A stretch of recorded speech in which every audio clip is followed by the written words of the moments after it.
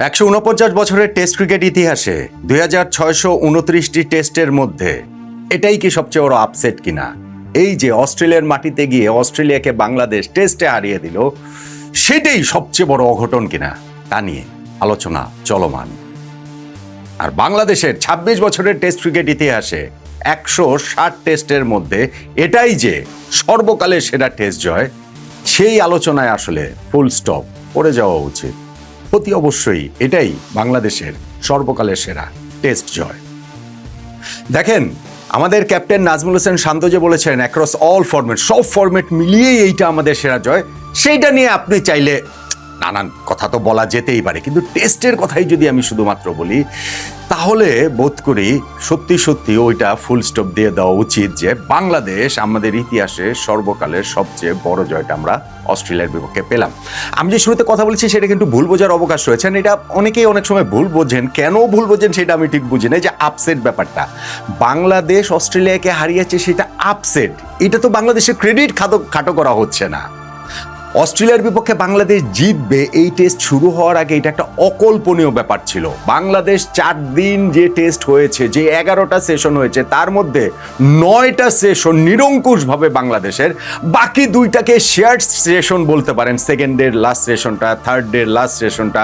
So এইখানে বাংলাদেশ তো deserving winner, অবশ্যই বাংলাদেশ ভালো খেলে জিতেছে, কিন্তু সেইটা আসলে অঘটন হবে না কেন? মানে অঘটন হওয়ার পথে তো ভালো খেলাটা কোনো বাধা না, এটা আপসেট হওয়ার মধ্যে কোনো বাধা না। ফলে এই জায়গাটাতে অনেকের একটু ভুল বোঝার অবকাশ থাকে। আমি বিভিন্ন ভিডিওর কমেন্টসও সেটা দেখছিলাম, কিন্তু সত্যি সত্যি ভাই এই 150 বছরের টেস্ট ক্রিকেটে প্রায় এই যে 2500 টেস্ট যে হয়েছে, সেই 2500-এরও বেশি, 26-29টা বললাম, যে এইরকম অঘটন আসলেই ঘটেছে কিনা তা নিয়ে আপনার গিয়ে ডিবেট করার সুযোগ আছে, হয়তো আছে, কিন্তু বাংলাদেশের যে সেরা জয়, টেস্ট জয়, সেটা নিয়ে আসলে সুযোগটা নেই কেন?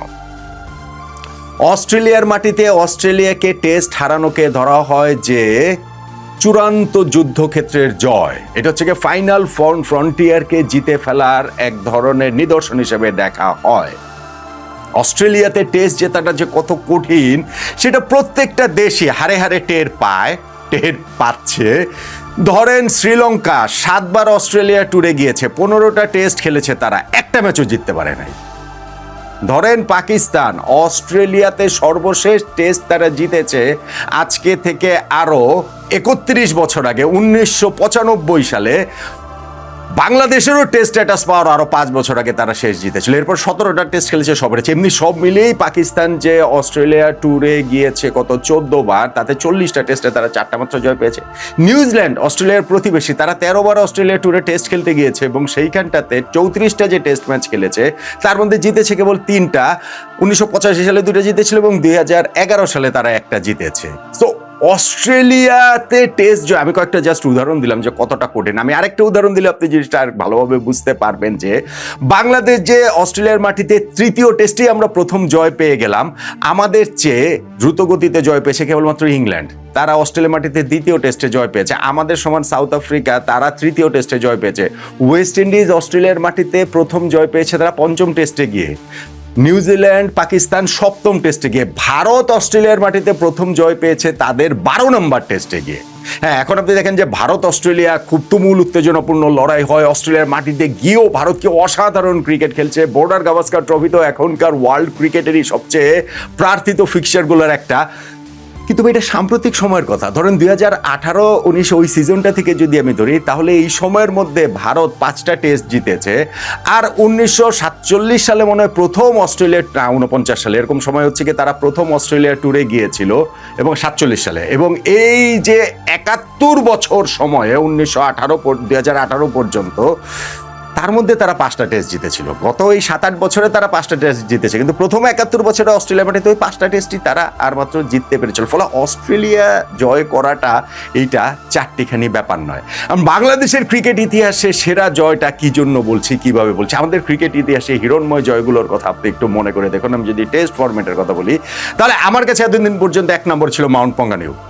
সেইখানটাতে আমরা যে নিউজিল্যান্ডের বিপক্ষে টেস্টটা জিতেছিলাম, মমিনুল হকের সেই দল, যেই দলটা নিউজিল্যান্ড ওই মুহূর্তে কি তুমুল ফর্মে ছিল, তারা হচ্ছে গিয়ে ওই যে টেস্ট চ্যাম্পিয়নশিপের তারা 1 নম্বরে ছিল, সেই দলটাকে আমরা হারিয়ে দিয়েছিলাম। এবং বাংলাদেশের সেই জয়টাই এখন পর্যন্ত এই টেস্টের আগ পর্যন্ত টেস্টে বাংলাদেশের সেরা অর্জন বলে আমার কাছে মনে হয়েছে। কারণ পাকিস্তানের মাটিতে গিয়ে আমরা 2টা টেস্ট জিতেছিলাম 2024 সালে রাওয়ালপিন্ডিতে। হ্যাঁ ঠিক আছে, আগের পাকিস্তান নাই, কিন্তু পাকিস্তান অ্যাওয়েতে গিয়ে 2টা টেস্ট জেতা এটা চারটিখানি কথা নয়। এবং সিরিজ হিসাবে আমি এখনো মনে করি এটা বাংলাদেশের সেরা সিরিজ। 2 টেস্ট খেলে 2টাই পাকিস্তানের মাটি থেকে জিতে আমরা চলে এসেছি।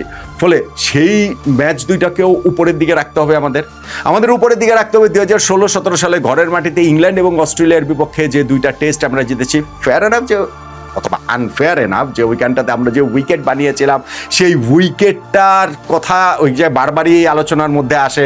বাংলাদেশের সেই জয়ের ক্রেডিটের মধ্যেও যে ওইরকম উইকেট বানিয়ে আমরা জিতেছি, ঠিক আছে সেই আলোচনার মধ্যে আসে, কিন্তু জিতেছি তো, আমাদের তো জিততে হয়েছে। ফলে ওইগুলোকেও আমাদের সেরা জয়গুলোর মধ্যে রাখতে হবে। ওই 2017-তে আমাদের 17তম টেস্টে শ্রীলঙ্কার মাটিতে গিয়ে যে আমরা জিতেছি, অবশ্যই সেইটাও আমাদের সেরা ভিক্টরিগুলোর মধ্যে থাকবে। আমরা পাকিস্তানের সঙ্গে কিছুদিন আগে যে জিতলাম, সেইটাও আমাদের আসলে ঘরের মাটিতে যে 2টা টেস্ট জিতলাম, সেগুলো আসলে আমাদের জন্য দুর্দান্ত অর্জন। ফলে আমাদের টেস্ট ক্রিকেট ইতিহাসে এরকম বেশ কিছু জয় রয়েছে। আপনি যদি ড্রয়ের কথা বলেন, আমি ম্যাচের হিসাব যদি বলি, তাহলে জয়ের মধ্যে হচ্ছে প্রথম টেস্ট জয় জিম্বাবুয়ের বিপক্ষে, প্রথমের তো একটা ব্যাপার রয়েছে। আর যদি ড্র টেস্টগুলোর কথা বলেন, সেক্ষেত্রে আমরা ধরেন 2004 সালে ওয়েস্ট ইন্ডিজে গিয়ে যেই টেস্টটা ড্র করেছিলাম, ওটা ভীষণ কৃতিত্বপূর্ণ ছিল। আমরা ওই জিম্বাবুয়ের সঙ্গে যেই সিরিজটাতে প্রথম আমরা টেস্ট জিতলাম, সেই সিরিজেই যে ম্যাচটা ড্র করেছিলাম, সেটাও কৃতিত্বপূর্ণ ছিল। 2015 সালে পাকিস্তানের বিপক্ষে খুলনায় যে টেস্ট আমরা ড্র করেছিলাম, প্রথম ইনিংসে 296 রানে পিছিয়েছিলাম, তারপরে সেকেন্ড ইনিংসে ওপেনিং পার্টনারশিপেই তামিম ইকবাল এবং ইমরুল কায়েসের 312 রানে জুটি হয়ে গেল। তামিম ডাবল সেঞ্চুরি করলেন, ইমরুল 150 রানের ইনিংস খেলেন। ওই টেস্টটা ড্র করাটাও আসলে জয়ের সমান ছিল। ফলে সেইটাও আমাদের জন্য একটা বিরাট বড় একটা অর্জন ছিল। কিন্তু এই সব কিছুকেই কি আসলে ছাপিয়ে যায়নি অস্ট্রেলিয়ার বিপক্ষে, অস্ট্রেলিয়ার মাটিতে এই টেস্ট জয়? যেই অস্ট্রেলিয়াতে প্রথম টেস্ট জেতার জন্য ভারতকে 12টা ম্যাচ খেলতে হয়েছে, 12তম ম্যাচ পর্যন্ত অপেক্ষা করতে হয়েছে।